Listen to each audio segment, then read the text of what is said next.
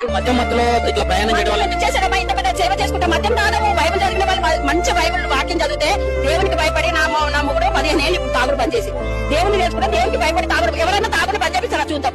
ఎవరు బంద్ చెప్పలేదు నాన్న, తాగుడు కానీ వ్యభిచారం కానీ ఎవరు బంద్ చెప్పి దేవుని దగ్గరకు వస్తే ఆ మనిషి కంపల్సరీ మారుతారు నాన్న. దేవుడు అంత గొప్ప దేవుడు, ఎవరి వాళ్ళు తెలుసుకొని వచ్చిన వాళ్ళే కానీ ఎవరు మత మార్పిడి చేయడు. అంతే, నేను కూడా సొంతంగా వచ్చిందన్న, నేను కూడా హిందూస్.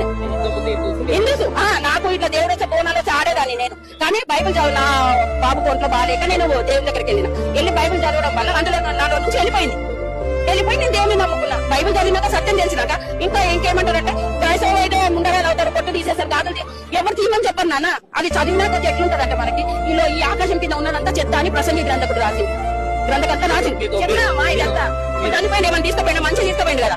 ఏమి రాదు మన ఎప్పటి బంగారం రాదు, ఏది రాదు. కానీ మా అంతకు మేమే చేయాలి, కానీ ఎవరు మత మార్పిడి చేయరు నాన్న.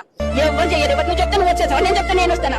ఎవరు రారు. అది బైబిల్ కరెక్ట్ గా చదివిన వాళ్ళు మాత్రం దేవుడు ఉన్నాడు, నిజమైన దేవుడు ఆయననే అని చెప్పి వెళ్తాను. అంతేగాని మత మార్పిడి కాదని ఇది ఒక మార్గం అంతే. క్రైస్తవం అంటే మతం కాదు, ఈ కులాలు మతాలు మనం చేసుకున్నాయి నాన్న. ఎప్పుడు ఒక పుట్ట మతం కులం అనుకుంటే కూడలేక చెప్పినట్లు బైబిల్ చదివిన తర్వాత మీ ఇంట్లో అమ్మవారు బయటికి వెళ్ళిపోయారు. నా దాంట్లో నుంచి నాలో ఉన్నది వెళ్ళిపోయాడు. మళ్ళీ ఎక్కడ పోయింది నేను అడిగా, ఎక్కడ పోయినా. ఇప్పుడు నేను బైబిల్ చదివినప్పుడు ఎక్కడ పోయినా అని అడిగిన. ఏ రోజు నేను సుఖపడలేనా ఆమె మీద ఉన్నప్పుడు. ఇప్పుడు నా భర్త మారిండు, నా పిల్లల్ని మార్చుకున్నా నేను. మేమందరం బైబిల్ చదువుతాం.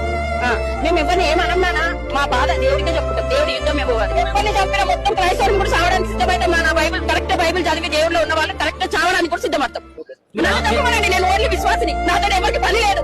ఆయన వల్ల పని ఉండే ఎంతమంది రక్షిస్తుండే కదా, ఎంతమంది వాక్యం అందిస్తుంది. నేను విశ్వాసిని. మామూలుగా మంచి మనిషిని చంపిండు కదా నన్ను, అంతమంది అపోస్తులను చంపిండు. అది అపోస్తులు అప్పుడు ఉండే కదా. ఇప్పుడు ఈ శతాబ్దంలో అపోస్తున్నారు వీళ్ళంతా. వాళ్ళ గురించి మేము ఎన్నో నేర్చుకుంటున్నాం నాన్న మేము.